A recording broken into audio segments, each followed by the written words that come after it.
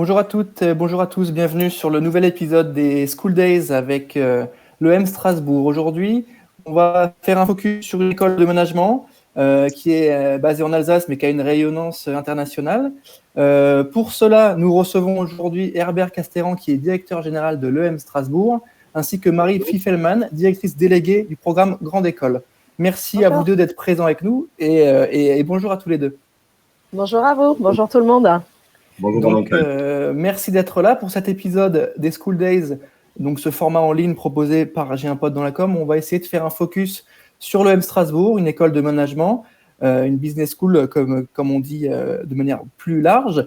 L'objectif, il va être de se raconter vos différentes formations, les cursus que vous proposez, répondre aux questions des étudiants et les sortir un petit peu du flou dans lequel ils pourraient être en raison de la crise sanitaire qu'on connaît tous aujourd'hui. Donc, on commence avec la première partie qui est la partie pitch pour enchaîner sur 1 heure de live.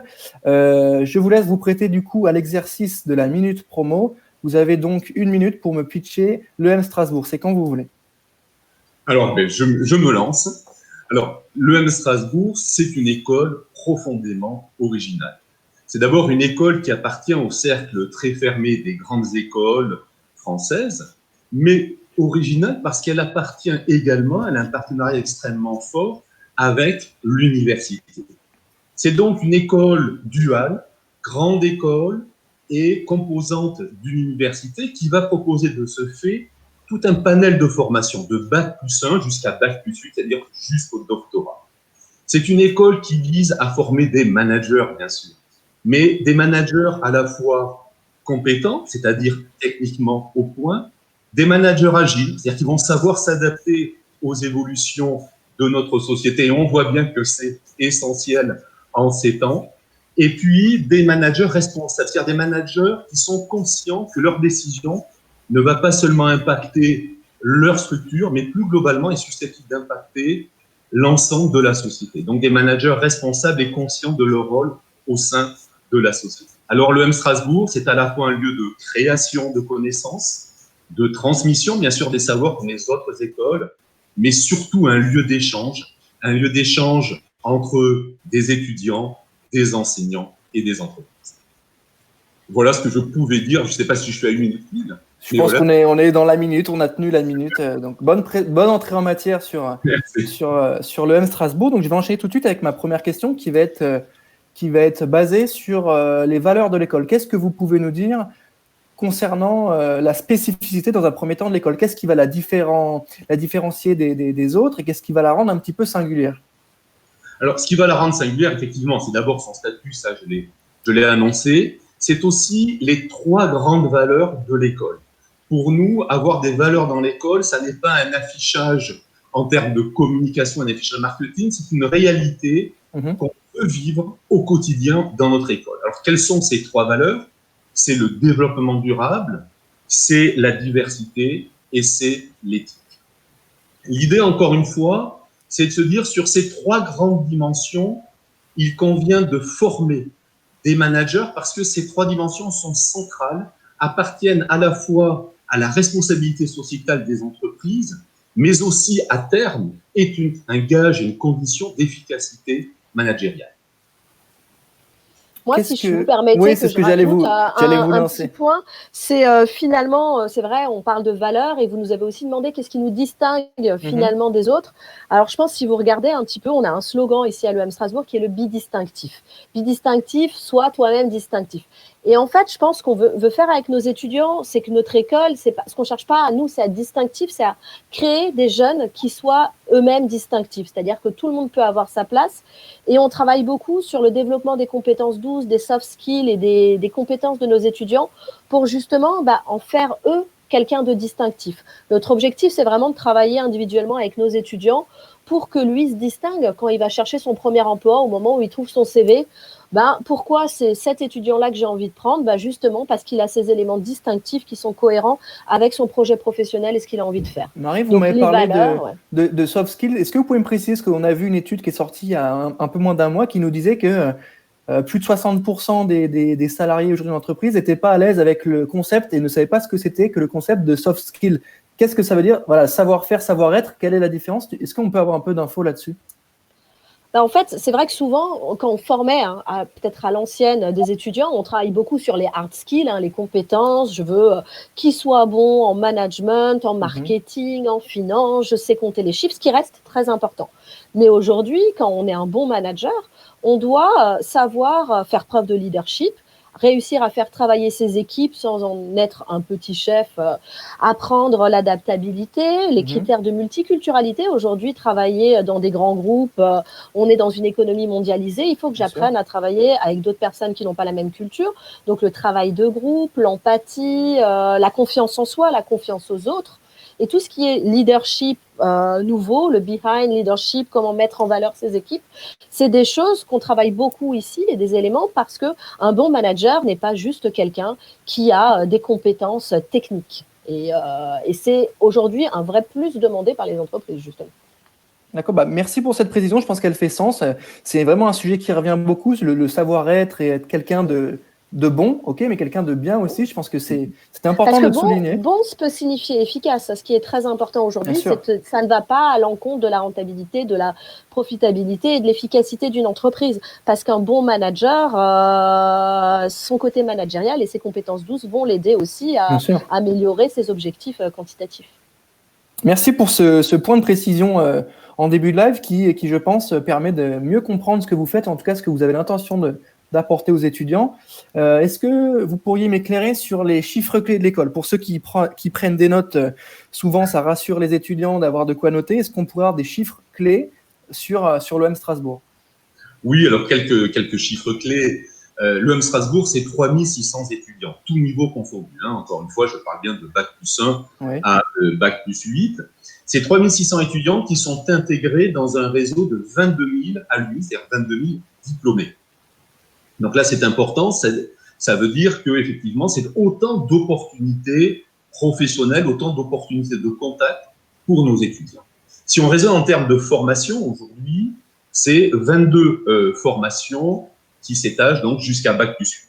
Et puis, très important, et Marie le rappelait, il y a une dimension très internationale à l'EM Strasbourg sur laquelle nous allons sans doute revenir, c'est plus de 230 accords d'échange universitaires dans le monde entier. Alors, quand on parle d'accords d'échange, qu'on soit bien clair, ce sont des accords actifs avec des échanges d'étudiants, voire des échanges de professeurs, des collaborations pédagogiques, des collaborations de recherche. Ce sont véritablement des partenaires qui fonctionnent chaque année avec nous et avec lesquels nous développons une politique de double diplôme pour certains d'entre eux. D'accord, donc c'est toujours intéressant de noter ça parce que c'est vrai qu'en termes d'anciens ou de partenariats à l'étranger, c'est ce qui fait aussi un petit peu la force d'une école de management. Et c'est pour des métiers, on va y venir, mais pour des métiers de la com, de l'innovation, du marketing, vous l'avez dit, on ne bosse pas pareil en France. Par exemple, prenons l'exemple de Coca. On ne bosse pas pareil au marketing chez Coca France que chez Coca Asie. Donc voilà, c'est bien de le préciser. Et le fait d'avoir ces partenariats permet aussi d'aider les étudiants à ce qu'on attend d'eux, d'être le plus ouvert possible. Nombre de campus pour l'EM Strasbourg. Nous, notre campus est à Strasbourg. Là, c'est très clair. On a moi, ce que je trouve être un très beau campus à proximité immédiate de l'hypercentre. Donc ça, c'est un énorme atout parce que c'est à la fois un lieu de vie, un lieu de travail. Et après, effectivement, ce sont nos accords avec nos partenaires qui nous permettent de nous déployer dans le monde entier. Ok, très bien. Ça me permet de clôturer cette première partie pitch sur l'école. On va enchaîner tout de suite avec la partie formation. Donc, on va s'intéresser au cursus, aux diplômes, est-ce qu'ils sont visés ou non par l'État, comment ça marche, etc., quelles accréditations.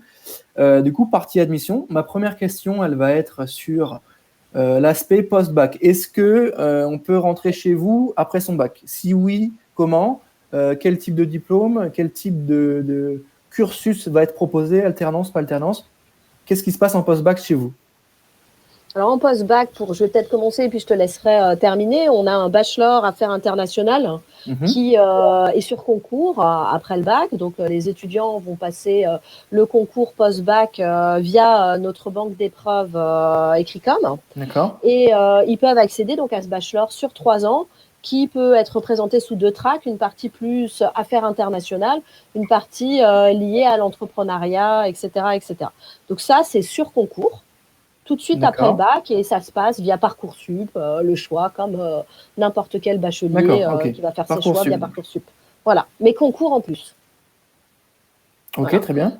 C'est notre diplôme post-bac que nous avons. Sinon, après, on a de nombreux diplômes master, bac plus 5, où les étudiants vont rentrer après souvent un bac plus 2. Par exemple, moi, je suis directrice déléguée du programme Grande École, donc c'est la partie vraiment, comme on connaît, école de management. Donc ça, ce sont pour des étudiants soit qui ont fait une classe prépa, soit qui ont fait un bac plus 2 à l'université, ou même un bac plus 3 et qui peuvent revenir en admission parallèle. Donc là, c'est pareil, concours d'admission via les concours prépa écrits comme, via l'admission parallèle tremplin, pour sortir avec un diplôme grande école qui a le grade master comme toutes les grandes écoles en France, comme toutes les grandes écoles de management. Parcours grande école, donc on peut y arriver après 2 ans. Donc, après 2 ans. Voilà, plutôt 2 ans de prépa, mais peut-être un DUT GEA ou un DUT Tech de Co. Exactement. Un DUT GEA, un DUT Tech de Co, mais peut-être même après 2 ans de philo, 2 ans de maths, 2 ans de SVT. Ça, c'était ma... En fait, c'est hyper important parce que les concours tremplin, c'est ouvert. Il y a une grande diversité de profils qu'on va recruter via ce concours d'admission parallèle, que ce soit en admission parallèle première année, donc après un bac plus 2, ou admission parallèle en 3e année, après un bac plus 3, une licence.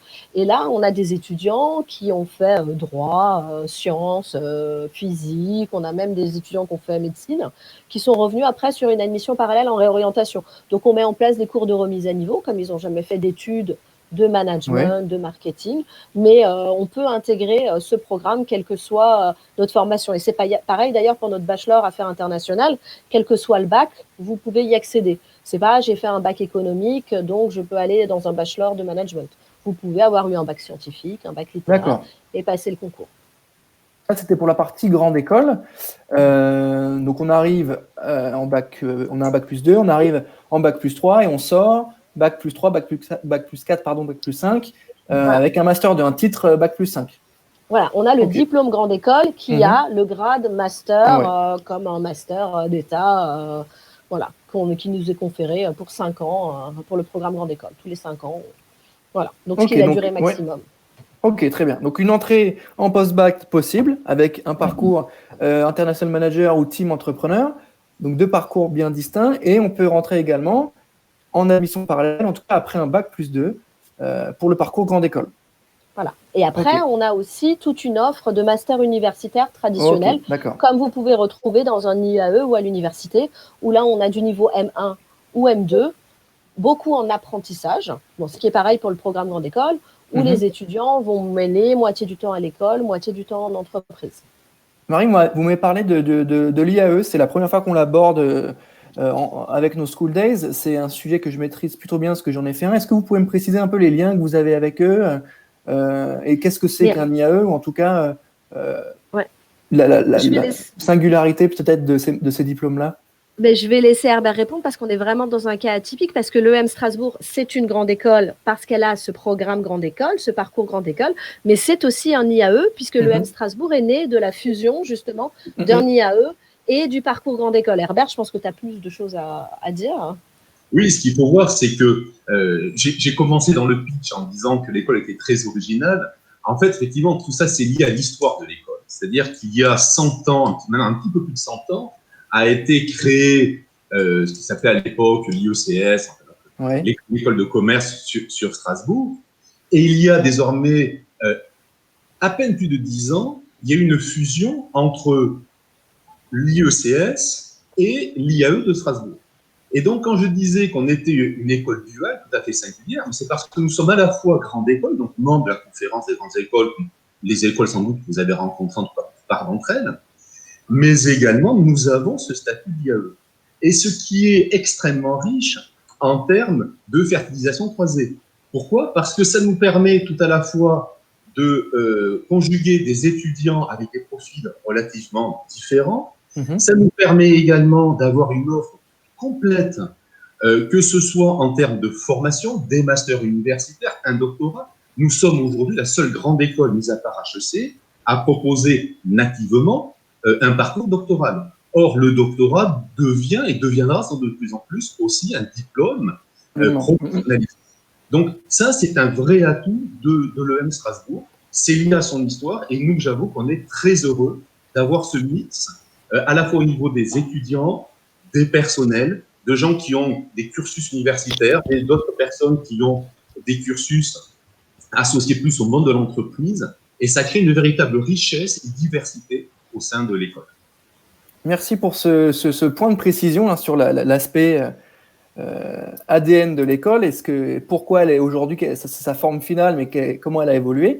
Je pense que c'est intéressant. Est-ce que vous avez une formation 100% en anglais? C'est une question qui revient beaucoup, notamment sur les sujets comme market, où évidemment il faut parler cette langue qui est la langue du commerce, qui est la langue, quand on est sur un outil de montage, c'est en anglais. Quand on est en train de gérer de la captation, le matériel en anglais. Est-ce qu'il y a des spécificités sur la langue anglaise dans vos cursus? Mais aujourd'hui, c'est vrai que c'est quand même indispensable. L'anglais, c'est même plus discriminant. Enfin, à mes yeux, franchement, j'ai envie de dire, faut s'y mettre parce que c'est très important si l'objectif, que ce soit dans tous les domaines, il faut savoir parler. Donc, dans le programme Grande École, on monte crescendo, mais on a 4 spécialisations totalement en anglais pour les étudiants qui veulent s'insérer à l'international. Donc, tous nos étudiants vont partir une année à l'étranger, a priori souvent en anglais, et puis peuvent revenir faire une dernière année totalement en anglais aussi. Parce que aujourd'hui, français, anglais, et je conseille même une autre langue encore pour vraiment faire la différence. C'est un véritable plus. Et donc, allemand peut-être, de par votre positionnement De par notre positionnement, nous, on a un track franco-allemand pour les premières années du programme Grande École. Et en bachelor, c'est pareil, justement, où la moitié des cours sont en allemand, quelques cours en anglais et quelques cours en français. Des doubles diplômes en Allemagne possibles dans des universités prestigieuses, très reconnues en Allemagne. Donc, c'est vrai que le positionnement est un bon positionnement. Strasbourg, c'est un bassin d'emploi, l'Allemagne, qui est important. Et donc, c'est vraiment une offre. Si on a une appétence pour l'allemand, je pense que pour l'école, pour les étudiants, on est vraiment. Oui, je pense qu'on va pouvoir y revenir un petit peu après sur l'aspect vie d'étudiant à Strasbourg et qui peut être très convaincant, je pense. Sur les types de diplômes préparés qui sont en lien avec la communication, le management de l'innovation ou le marketing, qu'est-ce que vous pourriez nous citer en termes de diplômes? Est-ce que vous avez des diplômes en tête sur ces thématiques-là précises? Est-ce que vous savez un petit peu si c'est des MBA, si c'est des masters universitaires sur ces thématiques-là? Alors, on a les deux possibilités. On a un master universitaire vraiment spécifique e-marketing stratégie digitale, qui est très, très bon master, très bien classé en apprentissage. Donc, apprentissage moitié du temps à l'école et en entreprise. On arrive par le M1 gestion, puis le M2 e-marketing stratégie digitale, où là, l'objectif, c'est vraiment de vous former à tout ce qui est digitalisation, contenu pour les entreprises. Et dans le parcours Grande École, on a une spécialisation aussi management des technologies, stratégie digitale, pour les étudiants qui veulent se spécialiser dans cette voie-là. Donc, il y a vraiment deux possibilités, soit via les masters universitaires, soit à travers le programme Grande École où les étudiants peuvent se spécialiser sur cette dimension digitalisation. Ok, d'accord, très bien. Et après, on a du marketing aussi. Enfin, oui, moi, justement, j'ai été contactée par une de mes anciennes étudiantes, Sophie, qui voulait venir donner des cours et qui aujourd'hui travaille en communication pure et dure. Oui, d'accord. Et en fait, elle sort d'un diplôme Grande École, spécialisation marketing, parce qu'aujourd'hui, quand on fait du marketing, on va nécessairement introduire l'aspect digital, l'aspect créatif, que ce soit après pour travailler, on a beaucoup de chefs de produits où cet aspect un peu communication, création est importante, et puis même directement dans la communication, puisqu'on a des étudiants qui sortent et qui vont s'insérer via une spécialisation marketing, parce qu'un diplôme Grande École, c'est aussi le nom, c'est généraliste et ça permet de s'insérer dans vraiment de nombreux domaines, comme celui de la communication. D'accord, j'étais en train de regarder un petit peu aussi vos différents diplômes en marketing et je pense que c'est bien de préciser aussi qu'en marketing, il y a beaucoup de choses, mais vous faites aussi des formations, vous avez des prises de parole sur le big data, le pilotage de l'expérience client. Tous ces sujets-là sont vraiment quand même assez inhérents à ces métiers d'agence ou d'annonceur, parce qu'il y a des agences qui sont spécialisées en social media listening et en récolte de données. Donc, est-ce que vous pouvez me préciser un peu sur les sujets marketing, ce que vous y faites et peut-être un exemple ou deux de cours que vous avez pour ceux qui se poseraient la question? Alors, il y a deux choses différentes. Par exemple, le big data, on le fait et on l'implémente en marketing. On a des cours de big data analysis où on apprend justement à gérer ces données, parce que quand vous faites du web, vous allez gérer des flux de données de manière assez importante. Et ça, on va le faire, mais on va le faire dans beaucoup de programmes. Parce que ça doit être mis en place de manière généraliste, parce qu'aujourd'hui, les données, le data, ça va être important. Vous fassiez du créatif, mais pour autre chose aussi. Après, on a de nombreuses formations en marketing. Herbert, c'est un marketeur, lui, il est enseignant-chercheur en marketing. On a justement le master écoute des marchés, pour écouter les marchés. Peut-être que tu veux en dire quelques mots, Herbert? Oui, sur ce master en particulier, mais de façon plus générale. L'idée, c'est de dire, dans une perspective marketing, la première chose, l'élément fondateur, c'est effectivement la connaissance de son marché, de son client, de son consommateur potentiel. Et donc, on met un focus, notamment dans le cadre de ce master, sur la capacité à récolter une information de qualité, et sur comment la traiter. Parce qu'aujourd'hui, le véritable problème est plus l'abondance de l'information et la qualité de l'information que véritablement le fait de dire avoir une information qui est trop rare. Donc, comment arriver à se positionner là-dessus et comment arriver à intégrer naturellement, finalement, des outils qui peuvent être quantitatifs dans un cadre marketing. Par exemple, moi, j'ai un cours dans le cadre du programme Grande École sur Data-Driven Marketing. Donc, le marketing, finalement, à travers les données. Et on va se dire, ah tiens, mais on va retrouver des stats, mais on va aussi retrouver du big data, mais on va aussi retrouver des analyses qui vont plus s'apparenter à la notion de décision, prise de décision ou d'intelligence économique. Voilà, exactement. Et tous ces éléments-là vont concourir à développer un profil marketing complet, non pas un chargé d'études statistiques, c'est pas du tout le but. Oui, bien sûr. Un marketeur qui sait lire des datas, qui sait éventuellement en sortir l'essentiel et l'exploiter au mieux dans. Et ça, je pense que c'est bien de le préciser, de prendre un petit peu de temps là-dessus, mais c'est des profils qui les annonceurs, évidemment, mais aussi les agences de communication et de pub sont très demandeuses parce que c'est des profils qui sont capables d'analyser les chiffres, donc des profils qui ont cet aspect très matheux et qui en même temps peuvent apporter des solutions créatives. On voit qu'aujourd'hui, beaucoup de campagnes et beaucoup d'activations publicitaires sont basées sur des insights de plus en plus précis, de plus en plus liés à la tendance réelle des gens. Et du coup, avoir des gens, je pense que c'est bien de le rappeler, capables d'extraire ça, ça donne un atout marketing, un atout communicationnel hyper fort pour une marque parce qu'elle sait à qui elle va parler, elle connaît les discussions des gens, elle connaît les tendances, elle sait de quoi ils parlent. Du coup, on peut apporter un message de marque beaucoup plus précis. Et c'est vrai que c'est bien de le préciser, c'est pas uniquement des stats, donc il faut être à l'aise avec ça. Mais une fois qu'on est à l'aise avec ça, en vrai, on a un peu les cartes en main pour. Il ne reste plus qu'à être créatif. C'est compliqué de dire ça, mais on a des choses très concrètes. Ça s'apprend aussi. Nous, on fait aussi beaucoup de design thinking. D'accord. Sur justement apprendre ce travail collaboratif pour faire émerger au sein d'un groupe des idées créatives, comment les mettre en place. Donc ça, c'est vraiment un point où on est arrivé sur nos étudiants, nous, de première année, où on leur apprend ces ateliers collaboratifs de travail pour faire émerger cette démarche créative, parce qu'on peut être créatif, mais il faut l'émerger. Donc c'est vrai qu'on a cet aspect quantitatif, je sais traiter la donnée, c'est un véritable plus, mais aussi comment faire émerger à travers plusieurs travaux de groupe cette démarche créative. Et ça, c'est important. Et on sait, ça fait 2 ans qu'on se met un peu dans tout ce qui est design thinking pour faire émerger ça par nos étudiants, que ce soit en communication, en stratégie digitale, mais même dans d'autres sujets, parce que la créativité est quand même... Aujourd'hui, c'est ce qui fait la différence. On n'est pas des machines. Pourquoi on veut avoir un être humain? Parce que justement, il peut avoir cette créativité. Cette créativité, j'apprends aussi à la travailler et à la faire émerger de manière à ce qu'elle soit efficiente. Tout à fait. Absolument. Et je pense qu'elle est... Oui, bien sûr. Oui, et juste, effectivement, la créativité, c'est à la fois un état d'esprit. Et comme l'a dit Marie, ça se crée, ça s'entretient, ça se développe. C'est une culture aussi. On n'est pas créatif à partir de rien.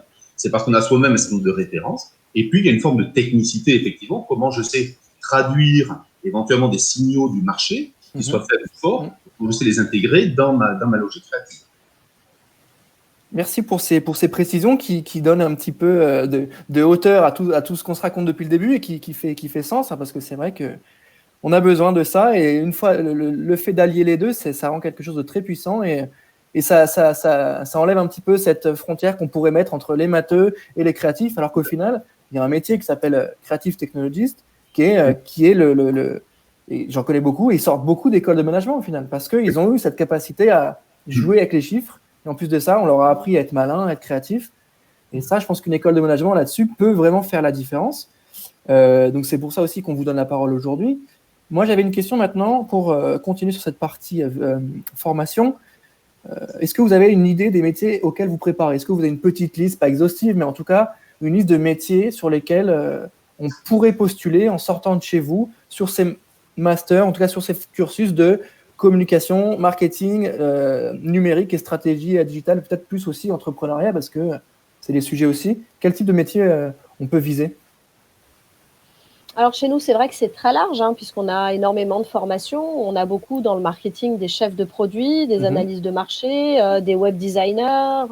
On va aussi des fois dans le community management, un peu de communication.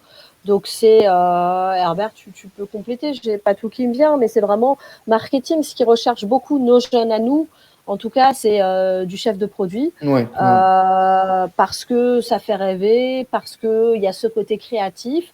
On a de plus en plus de gens aussi dans tout ce qui est études de marché et web designer, beaucoup. J'oublie des choses, Herbert? Oui, enfin non, mais il faut rajouter tout ce qui est data analyst. Encore une fois, on sait bien que data analyst, c'est pas un métier de statisticien, contrairement à ce qu'on pourrait croire quand on commence ces voleurs, c'est pas pour moi. Non, au contraire, c'est totalement pour des étudiants issus d'écoles de management, singulièrement de l'EM Strasbourg, où on cultive cette double compétence data et créativité. Ok, très bien. Merci pour la fiche métier en sortant de l'EM Strasbourg. Je vais enchaîner tout de suite du coup avec la partie vie à l'école. Donc notre troisième partie où on va essayer de prendre du temps pour se parler de la vie à l'EM Strasbourg, de la vie en tant qu'étudiant à Strasbourg et de ce que vous faites en termes de cours. Est-ce qu'il y a des compètes, des hackathons, comment ça marche? Donc partie vie à l'école. Je commence avec ma question première qui est un petit peu bateau mais qui est essentielle parce que présente dans la tête de beaucoup de parents et de beaucoup d'étudiants. Est-ce que le secteur de la com n'est pas un secteur bouché? Quand on voit les sujets liés au numérique aujourd'hui, il y a quand même beaucoup de choses qui se passent, mais il y a toujours peut-être cet adage qui reste dans la tête des parents qui veulent le mieux pour leur enfant. Est-ce que la com, c'est pas un secteur bouché? Qu'est-ce que vous répondrez à ça? Alors, là-dessus, ça me fait sourire parce que je me rappelle quand j'étais étudiant, et je ne dirais pas il y a combien de temps, mais ça commence à dater. On ne dira pas, ok, on ne dit pas. On ne dira rien. Ça commence à faire quelques années. On le disait déjà. Je crois que ça, on a toujours dit la com, oui, mais c'est bouché, soit c'est pas sérieux, soit c'est bouché. De toute façon, grosso modo, tu ne pourras jamais faire ta carrière dans et quand on dit com, j'entends com marketing, vraiment les deux qui s'imbriquent. Totalement. En fait, non, c'est un secteur concurrentiel. C'est un secteur qui s'adapte très très vite, qui a beaucoup évolué. On vient de parler là de différents métiers. Sans doute, il y a 5 ans, on aurait fait la même chose, la même émission. On n'aurait pas eu ces métiers. Donc, c'est un secteur qui est très fortement évolutif, qui intègre ou qui demande de nouvelles compétences. Mais c'est un métier qui est en plein essor. Tout le monde aujourd'hui communique, que ce soit les marques, que ce soit les individus, les organisations. La communication est vraiment l'élément central. Donc, non, ça n'est pas un secteur bouché, c'est un secteur concurrentiel, c'est un secteur évolutif. Et tout à l'heure, je disais, on vise à former des managers agiles. Ben oui, il va falloir savoir que si jamais on s'engage dans la com, il faudra sans doute aussi savoir s'adapter au fur et à mesure à différents changements. Mais ça n'est pas, de mon point de vue, un secteur bouché. Aujourd'hui, les chiffres de l'insertion Tout à fait. Ouais, je pense que oui. Je suis assez. C'est 1 million d'emplois de manière très large. Donc, com culturel, market et com, c'est quand même c'est vrai que. Ce qu'il faut vraiment, c'est choisir une école qui va être en phase avec son temps. C'est-à-dire vraiment former la chance qu'on a ici à l'EM Strasbourg, c'est qu'on a quand même des enseignants-chercheurs qui vont travailler justement sur les nouvelles recherches, qui sont vraiment aux pointes des informations sur les nouvelles techniques qui sont utilisées, que ce soit en digital. Je vois Jessie Palu, qui est responsable de notre master stratégie digitale. Elle fait de la recherche en stratégie digitale et elle sait quelles sont les nouvelles techniques et les enseignements sont adaptés tout le temps. Donc vraiment, il faut aller sur des formations qui sont up-to-date et qui vont former les étudiants vers les métiers de demain. Et quand on a des chercheurs qui vont venir nous faire cours, ils travaillent justement sur les métiers métiers de demain, et ils permettent justement de former ces étudiants et de leur donner cette agilité aussi pour leur apprendre que dans 15 ans, ils seront en entreprise, peut-être qu'il y aura des nouveaux outils, qu'il faudra les connaître et comment être suffisamment agile pour se reformer tout au long de la vie dans ces secteurs qui sont quand même liés au numérique, à la technologie et où j'apprends sans cesse parce qu'il y a des évolutions constantes. Ouais, vous avez particulièrement raison, Marie, sur l'aspect nouveaux métiers, sachant que sur les métiers du numérique, quasiment la moitié ne sont pas encore apparus ou pas totalement développés. Donc, c'est cette fameuse adaptabilité au-delà de l'expertise et des compétences qui vont être amenées à évoluer. C'est cette capacité d'adaptabilité qu'un étudiant doit avoir et je pense que c'est essentiel de le rappeler. En tout cas, c'est essentiel de rappeler que la capacité à avoir des enseignants-chercheurs chez vous est quand même assez important et joue un rôle assez important dans la formation de ces jeunes-là qui ont besoin aussi, évidemment, de professionnels pour des choses très concrètes, mais aussi de gens qui prennent un peu de hauteur et qui théorisent des choses avec des prises de vue un peu plus canoniques, un peu plus théorisées. Donc, je pense que c'est bien de nous le rappeler que vous faites vraiment les deux. On attend de vous, je pense, d'une école de management, cet aspect très concret, très technique, mais je pense que votre spécificité à avoir des enseignants-chercheurs peut clairement faire la différence sur la manière dont vous abordez les sujets. Je ne sais pas si vous avez quelque chose à rajouter là-dessus, Herbert, mais je pense que c'est un point central. Herbert, je veux te voler ton école des futurs, parce que c'est vrai que Herbert, quand il est arrivé à la direction, il a dit il faut vraiment qu'on soit l'école des futurs de nos jeunes et que ce soit les futurs jobs de nos étudiants qui soient dans notre ligne de mire. Donc, je vais te laisser compléter. Mais c'est vraiment, il a commencé son mandat là-dessus et c'était assez vrai. Enfin, l'école des futurs, c'est ça ?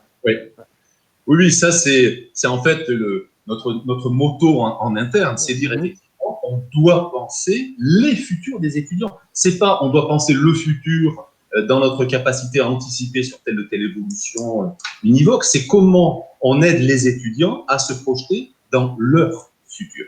Et pour ça, il faut à la fois s'appuyer sur la capacité de nos enseignants-chercheurs, effectivement, à discerner les grandes évolutions, et c'est la base même de leur métier à travers la recherche. Il faut être capable de faire aussi un petit peu de prospective. Nous avons un observatoire des futurs qui est un lieu d'interaction entre les entreprises, nos enseignants-chercheurs, des prospectivistes pour définir les lignes forces des évolutions des différents marchés à un horizon de 10-15 ans.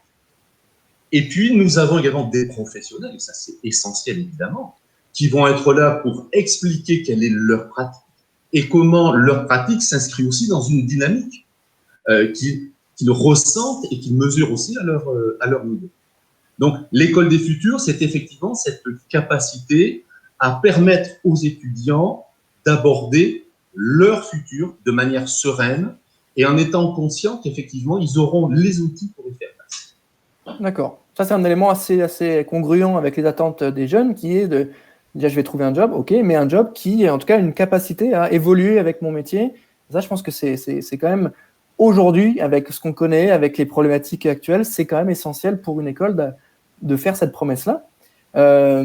J'ai une question maintenant pour enchaîner sur le profil type d'un étudiant à l'EM Strasbourg. Qu'est-ce que vous recherchez ? Quel pourrait être, s'il y en a un, le profil type de l'étudiant chez vous ?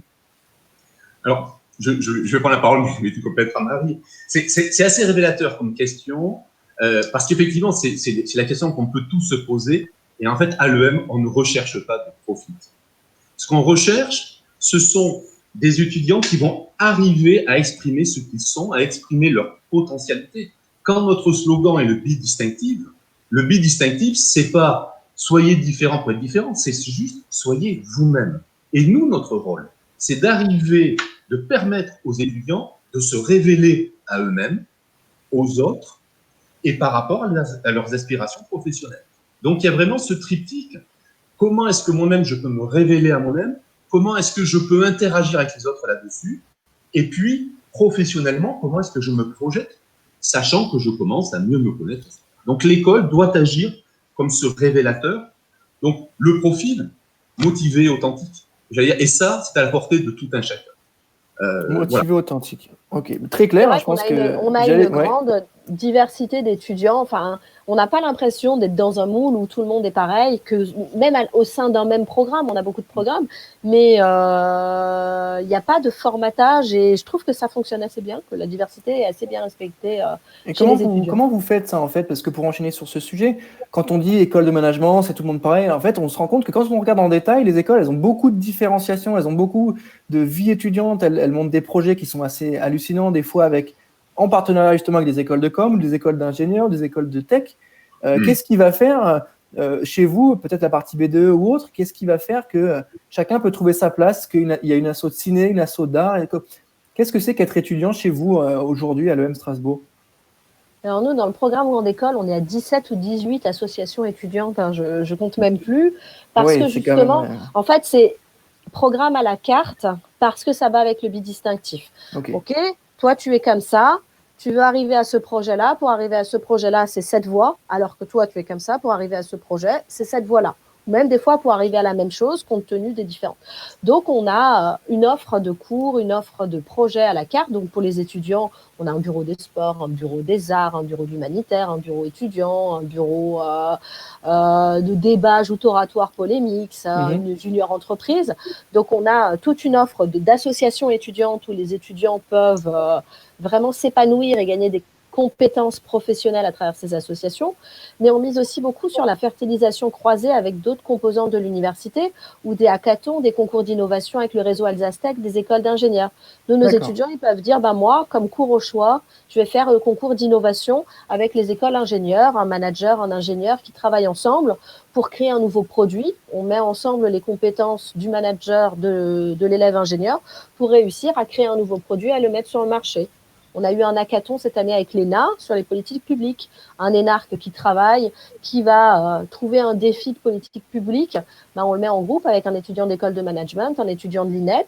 Et puis, j'essaye, à travers la technique du nudge marketing, de trouver une solution pour répondre à ces défis de politique publique.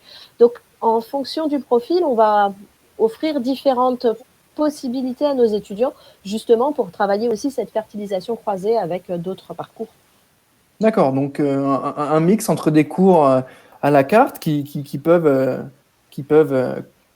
compléter les envies de chacun et aussi des projets annexes avec d'autres écoles. Ça, c'est intéressant, notamment l'ENA. C'est comme un beau partenariat, je pense. En tout cas, ça peut être stimulant pour les étudiants. Est-ce que Herbert, vous voulez rajouter quelque chose là-dessus? Oui, enfin, je vais dire dans le même sens que Marie, effectivement, lorsqu'on parle, il y a l'ENA, il y a Alsastec, effectivement, c'est une association qui va regrouper des écoles d'ingénieurs, mais aussi une école de design, enfin des arts, la haute école des arts du Rhin. Ouais. Donc, c'est des gens, nos étudiants vont aller échanger avec l'ingénieur, avec le designer, vont développer des projets, par exemple, type Industrie du futur 4.0, qui est aujourd'hui un des grands projets en Alsace et dans le Grand Est, où effectivement on réfléchit aux nouvelles modalités d'organisation, de fonctionnement de l'industrie du futur avec des ingénieurs. Et puis, encore une fois, c'est dans la vie associative la capacité à monter des projets d'envergure dans un cadre qui est un cadre largement pré-professionnalisant. Donc, c'est vrai que l'EM Strasbourg, c'est une très grande diversité de possibles qui sont aujourd'hui offerts aux étudiants. Puis après, moi, je vois pour les étudiants, là, c'est vrai que on a un bureau du multimédia où nos étudiants vont mettre en place des films, des photos de promo, vont former des autres étudiants. Enfin, ils apprennent beaucoup de choses et ils vont avoir des vrais savoirs professionnalisants en fonction de leur projet professionnel. Et ce parcours associatif est un vrai plus pour tout étudiant dans une formation aboutie. Je cherche une formation aboutie. Merci pour du coup ces éclairages un petit peu sur la vie à l'école et ce qui se fait à côté des cours, en tout cas les projets qui peuvent être menés. Moi, j'aimerais bien un petit peu vous interroger sur la partie accompagnement des étudiants sur la recherche de l'alternance ou du stage. Comment vous faites? Est-ce que je pense qu'il y a un réseau d'anciens qui est bien en place? Comment vous faites? Est-ce qu'il y a un bureau des étudiants, enfin un bureau des entreprises? Comment vous accompagnez les étudiants sur cette fameuse question d'alternance du stage qui est un petit peu sur toutes les lèvres aujourd'hui? Oui, mais on a un bureau dédié avec 7 personnes pour l'accompagnement des étudiants en termes d'apprentissage et de stage. Là, justement, coronavirus oblige, on a créé un forum virtuel pour permettre à nos entreprises, à nos étudiants de rencontrer les entreprises pour leur offre d'apprentissage de l'année prochaine. Sinon, c'est vrai qu'on organise beaucoup de forums, un carrière fair qu'on organisait chaque année avec... combien d'entreprises, Herbert, dans le carrière fair Plus de 200, je dirais. Maintenant, oui, il y a légèrement plus de 200. Plus de 200 entreprises pour que nos étudiants puissent trouver des stages. En général, ça fonctionne plutôt bien. Hein. Le matching, on a plus d'offres d'apprentissage que de potentiels étudiants en apprentissage chaque année. Alors, c'est vrai qu'il y a 7 personnes dédiées. Puis, on a aussi un cap carrière qui est constitué en fait de coach carrière pour nos étudiants. Parce qu'on a des offres de stage. Encore faut-il trouver celle qui correspond le mieux à ce que l'étudiant a envie de faire.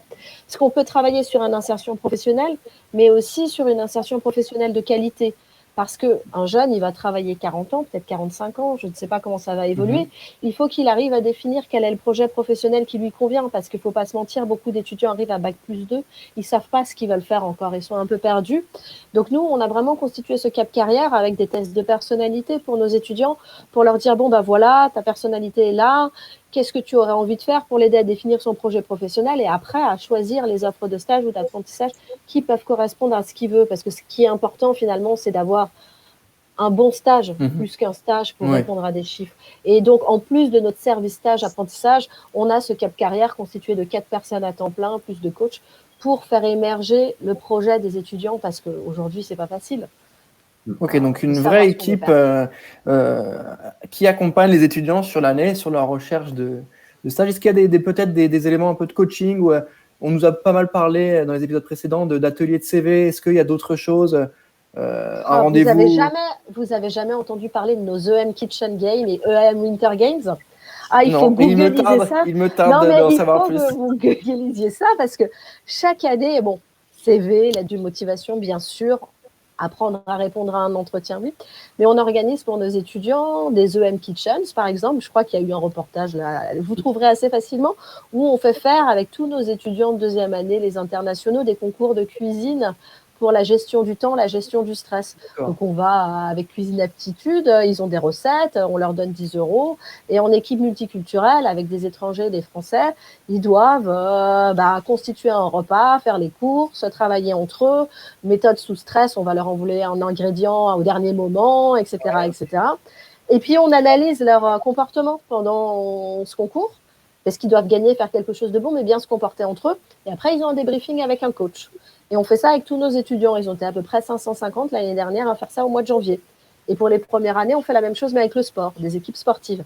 Parce que justement, cette façon de se comporter en équipe, apprendre à se faire écouter, apprendre à être un leader, c'est vraiment une des premières choses dans le développement personnel et professionnel qu'il faut travailler.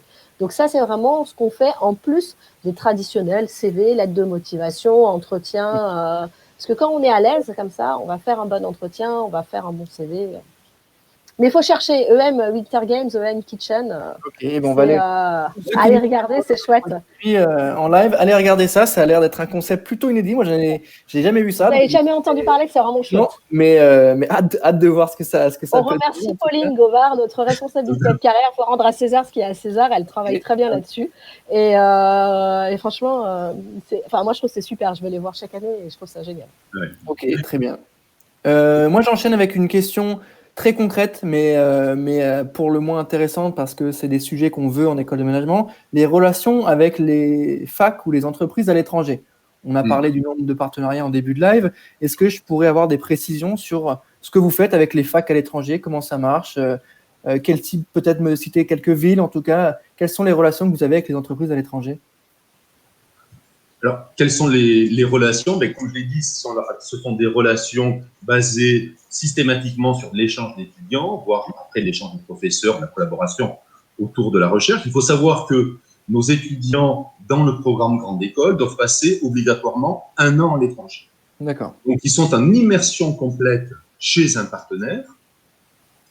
Et l'idée dans cette immersion, c'est qu'effectivement, ils rentrent comme un étudiant normal de l'école ou de l'université en question. Donc, ça va aussi bien être en Australie, par exemple, à Adélaïde, on va pouvoir aller en Australie, à Adélaïde, là, il y a tout un programme Sprite 21 qui a été développé avec l'Union européenne. Ils peuvent aller aux États-Unis, je ne sais pas, à Pepperdine University, par exemple, pour suivre un certain nombre de formations. Le point intéressant à relever, c'est que quand nous, on parle d'échanges et d'années passées à l'étranger, c'est sans aucun coût supplémentaire pour nos étudiants. Par exemple, là, je viens de citer Pepperdine University, sauf erreur de ma part, mais je suis à peu près sûr, c'est $70,000 l'année. Oui. 75. Quand tu es américain, quand tu vis là-bas, c'est les frais de scolarité. Et ben, nos étudiants qui vont là-bas rentrent au tarif EM Strasbourg. Ils ne payent pas 1 euro de plus parce qu'ils sont sur le campus américain ou parce qu'ils vont avoir le diplôme américain. Donc, il y a de véritables...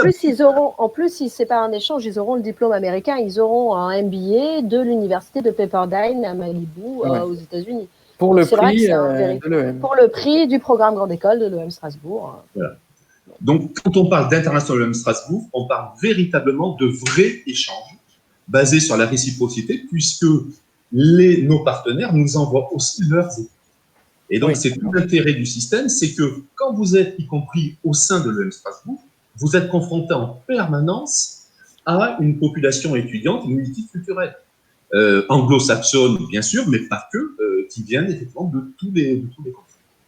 Ok, très clair sur ce point relations internationales. Est-ce que vous pouvez me préciser peut-être je ne sais pas si c'est intéressant pour vous, mais en tout cas les certifications, c'est des choses qui peuvent intéresser nos jeunes qui nous suivent. Je ne les connais pas par cœur, mais je pense que vous saurez y répondre. Quel est le type de certification que vous avez qui est intéressant de noter? Quand vous parlez de certification, vous voulez dire accréditation? Oui, c'est ça, les accréditations à l'étranger, par exemple. Ouais. D'accord. Bon, j'y vais pour les accréditations.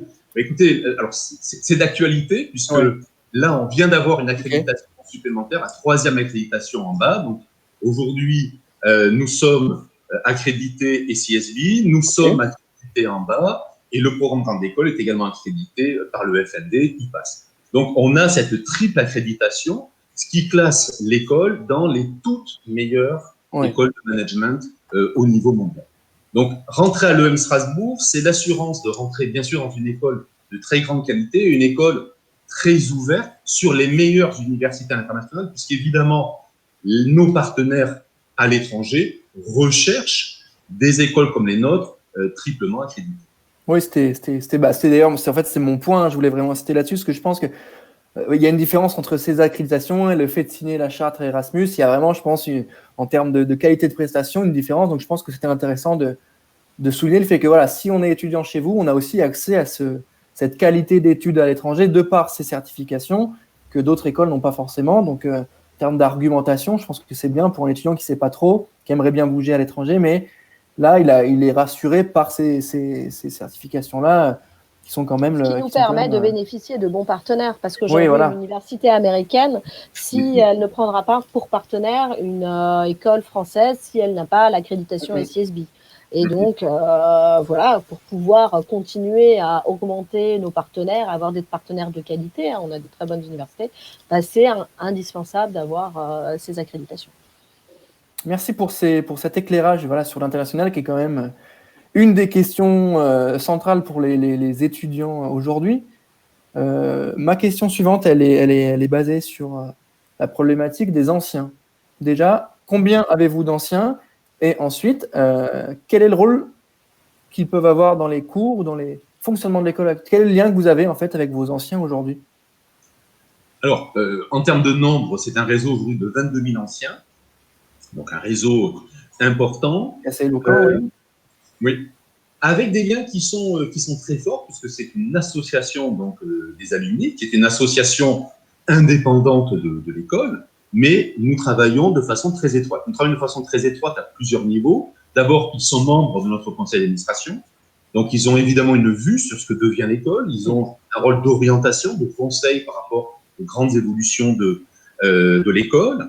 Ensuite, il faut savoir qu'une spécificité à l'EM Strasbourg, c'est que tout étudiant, dès lors qu'il rentre à l'EM Strasbourg, est membre du réseau des alumni. Ce qui veut dire que tous les événements organisés par les alumni, les after-work, etc., tout ce à quoi on peut penser en termes d'événements alumni, les étudiants peuvent y participer. Donc pour eux, c'est deux occasions uniques de commencer à tisser les premiers liens professionnels, amicaux, pour la suite de leur scolarité et de leur carrière. Et puis, l'investissement va encore un petit peu plus loin, puisque depuis maintenant 2 ans, nous proposons à nos jeunes diplômés, s'ils le souhaitent bien sûr, de continuer durant 5 ans à pouvoir, non pas les suivre, mais lorsqu'ils en ont besoin, leur offrir un coaching ou leur offrir une réflexion un petit peu plus large sur leur carrière. Ça, de façon totalement gratuite, et c'est évidemment supporté, on est aidé là-dessus par l'association des anciens. D'accord. Ça, je pense que c'est intéressant pour ceux qui nous suivent, parce que choisir une école, c'est aussi choisir ce fameux réseau d'anciens pour les rencontres, pour les contacts, pour les opportunités, et c'est bien d'avoir des infos là-dessus. Pour terminer cette partie vie à l'école, est-ce que Marie, vous pourriez m'indiquer rapidement quels sont les projets auxquels participent les étudiants? On l'a abordé un petit peu, mais j'aimerais bien quelques précisions sur la manière de faire cours chez vous. Est-ce que c'est des TD? Est-ce que c'est des amphis? Est-ce que c'est les deux? Est-ce qu'il y a des entreprises qui viennent briefer les étudiants sur des cas pratiques? Est-ce qu'on peut avoir un tout petit peu plus de détails pour terminer cette partie vie à l'école? Tout à fait. Alors bon, on fonctionne sur généralement beaucoup de groupes. On essaye de marcher sur des cours à 35-40. Alors, il y a quelques cours en amphithéâtre dans les premières années.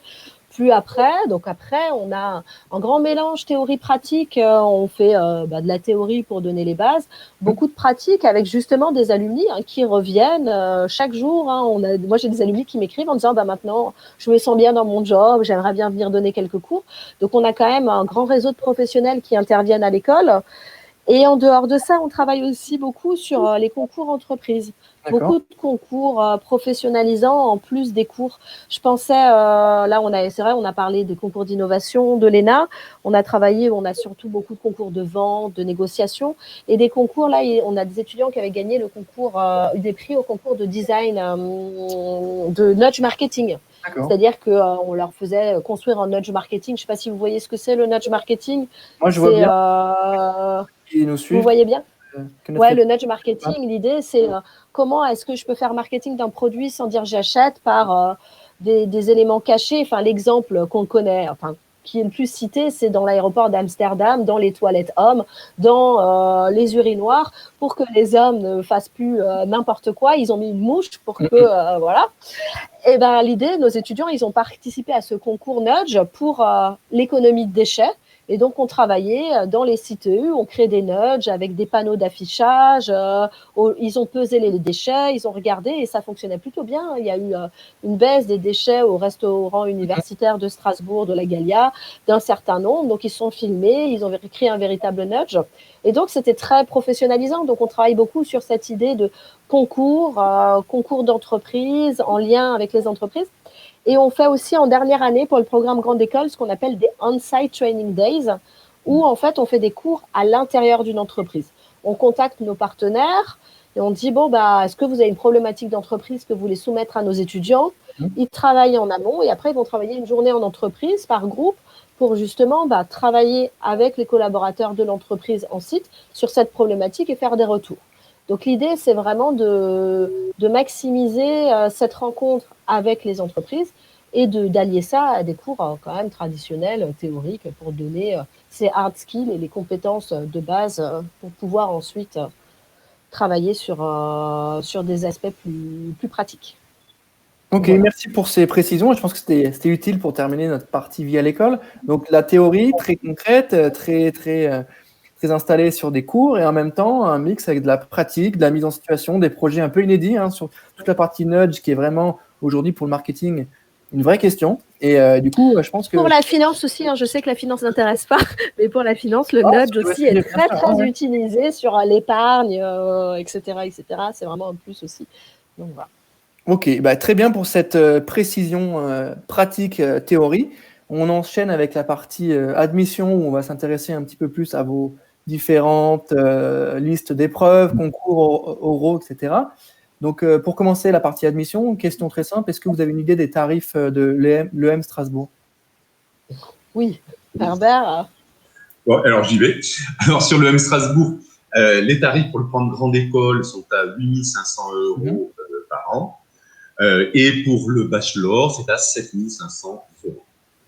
Ok. Et les masters, c'est les frais universitaires de base pour un master. Ok. Voilà. Donc, ok, très bien. Est-ce que 8 500, juste pour préciser quand même, hein, c'est vraiment la fourchette très basse des écoles. Là, c'est une volonté délibérée de notre part. Encore une fois, je l'ai dit tout à l'heure, une des valeurs de l'école, c'est la diversité. La diversité s'entend sur plusieurs plans, et notamment sur le plan financier et social également. Donc, c'est vrai qu'il y a un véritable effort de l'école pour contenir au maximum ces frais d'inscription. Oui, c'est clair. On est clairement en dessous des écoles de notre rang. Je pense que les gens qui ont suivi depuis le début, en tout cas qui cherchent une école, vont être capables de comparer et vont clairement voir. C'est notamment l'avantage de vos diplômes universitaires et des tarifs assez compétitifs par rapport à d'autres. Voilà, c'est bien de pouvoir, c'est aussi l'objectif des School Days, hein, c'est de pouvoir comparer et de donner à voir les forces de chaque école. Est-ce qu'il existe peut-être, dernier point sur l'aspect financier, des aides et des accompagnements sur le financement, des bourses ou des partenariats avec les banques Oui, tu veux dire, Marie? On a un service à l'école qui est un service bourse action sociale, justement, qui est là pour aider les étudiants. On a chaque année, on constitue une aide qu'on appelle l'aide escale, qui est constituée de fonds propres de l'école, des alumni, pour justement venir en aide aux étudiants qui ont des difficultés à financer leur formation et aussi des difficultés à financer leur année à l'étranger. L'exemple typique, on a un étudiant qui est excellent, qui peut aller en Australie parce qu'il est très bon classement dans la promo, très bon niveau de langue, et il veut aller en Australie, mais il ne peut pas payer son billet d'avion, parce qu'un billet d'avion pour l'Australie, c'est trop cher. Cette bourse escale va l'aider et va lui payer son billet d'avion, justement pour qu'il n'ait pas à se censurer. L'idée, c'est je veux partir à l'étranger et il ne faut pas que je me censure. Donc l'aide escale est là pour lui. Puis on a des partenariats avec des banques, avec la BRED, pour avoir des emprunts sans caution, limités au maximum, parce qu'aujourd'hui, beaucoup de nos étudiants ont des emprunts bancaires. Et donc, comment réussir à avoir des emprunts à des taux intéressants, ou alors avoir des emprunts parce que mes parents ne peuvent pas se porter caution, parce que mes parents n'ont pas d'argent. Et donc, là, on a ce partenariat avec une banque, justement, pour pouvoir garantir ces emprunts. Ok, très clair sur la partie accompagnement et frais de scolarité, très très clair. Est-ce que vous pourriez me présenter les différents éléments de concours et d'admission pour rentrer chez vous? Est-ce que c'est une épreuve écrite, orale, admission parallèle, etc. Nous préciser tout ça pour ceux qui nous rejoindraient peut-être. Alors, si tu veux, je commence pour le programme Grande École et je te laisse pour le programme Grande École, c'est un concours à Bac+2 prépa. Alors, il y a deux types de concours. Il y a le concours prépa Bac+2 qui permet de rentrer via le concours Écrit-Com. Et pour tout ce qui est admission parallèle, c'est concours tremplin. Tremplin 1 pour Bac+2, tremplin 2 pour Bac+3. Et là, c'est des épreuves traditionnelles avec un écrit pour les prépas, écrit prépa, maths, histoire, langue. Et pour admission parallèle, résumé de texte, langue, etc. Chez nous, on a des gros coefficients sur les langues à l'EM Strasbourg, comme il y a cette année à l'étranger. Puis suivi d'un oral, de langue et entretien de motivation. Voilà. Pour les masters, c'est comme n'importe quel master à l'université. On suit les règles de l'université de Strasbourg, dossier et entretien. Puis pour le bachelor, alors je te laisse finir. Mais Oui, pour le bachelor aussi, il y a effectivement un concours et puis derrière un oral qui nous permet de voir un peu la motivation de nos étudiants. Donc là aussi, parcours assez classique, sachant que tous ces concours, soit comme grande école ou que ce soit bachelor, s'inscrivent dans le cadre Écrit-Com, de la banque d'épreuves. Voilà, donc si quelqu'un a envie d'avoir vraiment plein d'informations, il peut aller sur le site d'Écrit-Com, que ce soit pour le bachelor ou le programme grande école. Il y a le détail des matières, des coefficients, comment rentrer ici à l'école via les différents concours. Ok, d'accord. Donc ça, c'est toutes les infos qu'on va pouvoir mettre à la fin. S'il y a des questions, on les prendra évidemment. Pour enchaîner sur cette partie admission, j'ai une question très très simple, mais qui peut être inspirante pour ceux qui nous suivent. Quel conseil donneriez-vous à un étudiant qui souhaite, ou une étudiante qui souhaite venir à l'EM? Alors moi, c'est le premier conseil, rien que académique. Après, le reste, on parlera de nos utile aussi, mais le conseil académique, c'est que faut travailler ces langues parce qu'on a des gros coefficients, que ce soit sur le bachelor ou sur le programme grande école, sur l'anglais et la LV2, parce qu'on a cet aspect, c'est un de nos objectifs pédagogiques, la multiculturalité de nos étudiants. Ils vont partir à l'étranger. Donc, conseil, si maintenant ça vous a plu, vous voulez venir chez nous, travaillez un peu vos langues. On ne vous demande pas que vous soyez bilingue quand vous rentrez à l'école, loin de là, mais c'est un coefficient. Puis, dernier conseil, Herbert, tu es directeur, je te laisse conclure sur le dernier conseil. D'accord. Alors, moi, je vais être moins académique. C'est véritablement, soyez vous-même. Voilà. Soyez encore une fois pleinement authentique, soyez en accord avec vous-même. À l'EM Strasbourg, on aime les profils différents.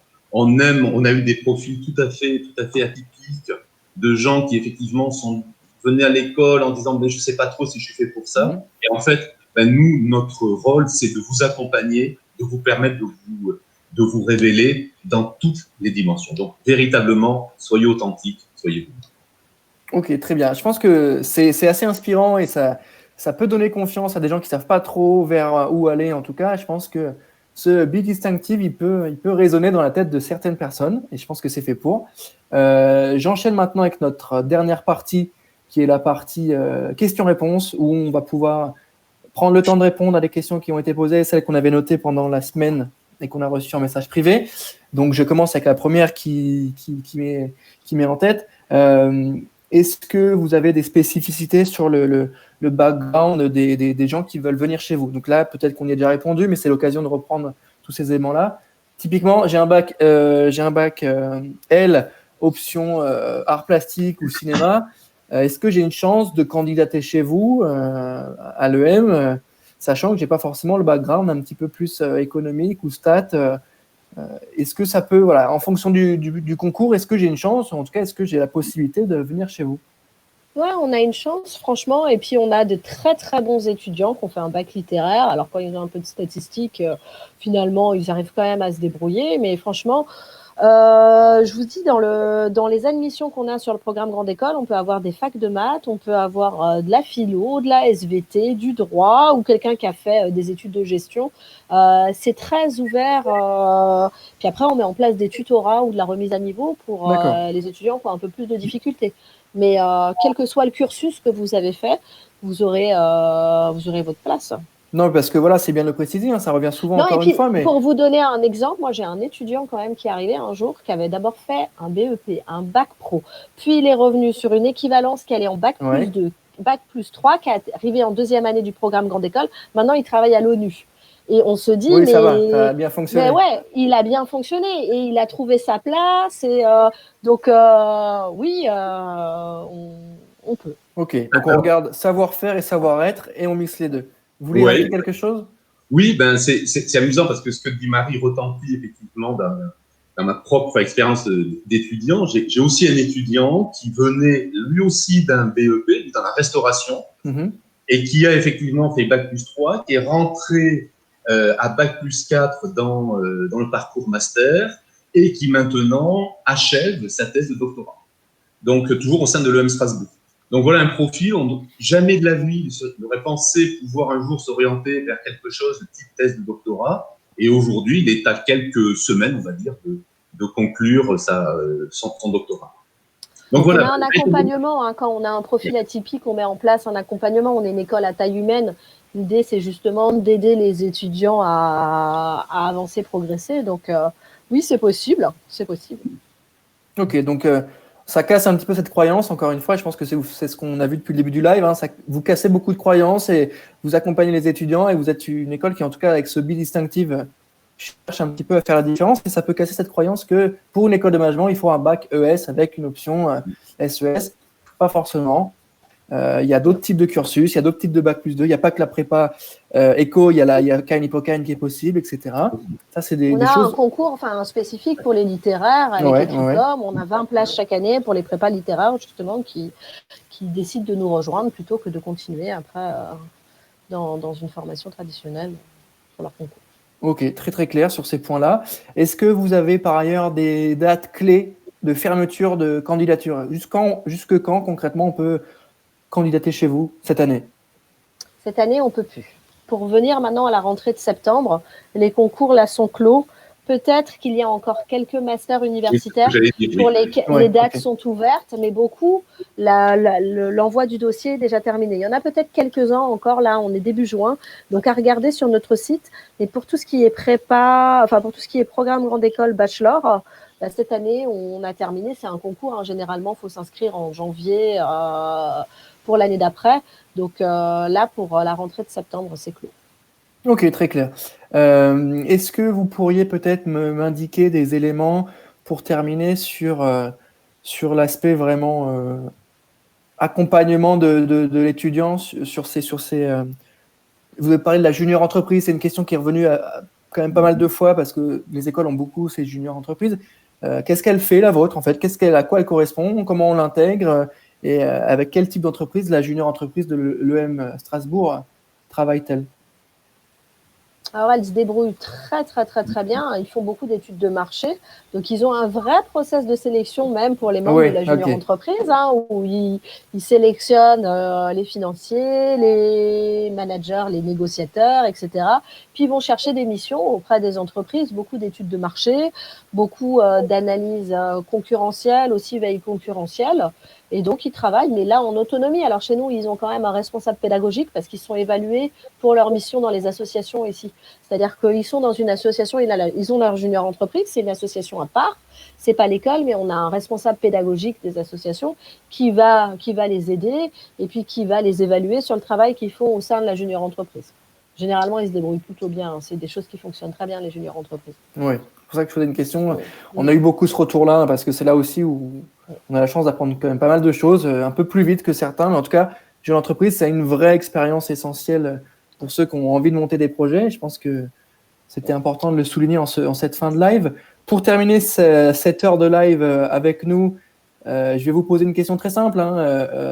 Quels seraient les 3 mots-clés pour définir l'école et surtout pour donner envie aux jeunes étudiants de vous rejoindre, en tout cas d'aller regarder ce que vous faites d'un peu plus près? Herbert, tu veux y aller? Je peux y aller. Dans la lignée de tout ce qu'on a dit, finalement, révélez vos talents pour donner 3 mots. Savoir-être, savoir-faire. Ok, très bien. Donc, révéler ses talents. Donc, on va arriver à cette fin de live avec un School Days focus pour l'EM Strasbourg. Merci à vous deux d'avoir été présents avec nous. On se rappelle, école qui se veut très liée aux langues. Donc, travaillez vos langues si vous avez le souhait de venir à l'EM Strasbourg. Il y a un vrai sujet là-dessus. 3 accréditations de qualité pour les relations internationales. Savoir-faire, mais savoir-être aussi. Théorie mixée à la pratique via les hackathons, via les projets étudiants, via les associations étudiantes. Donc, je pense qu'on a fait le tour de toutes ces questions-là.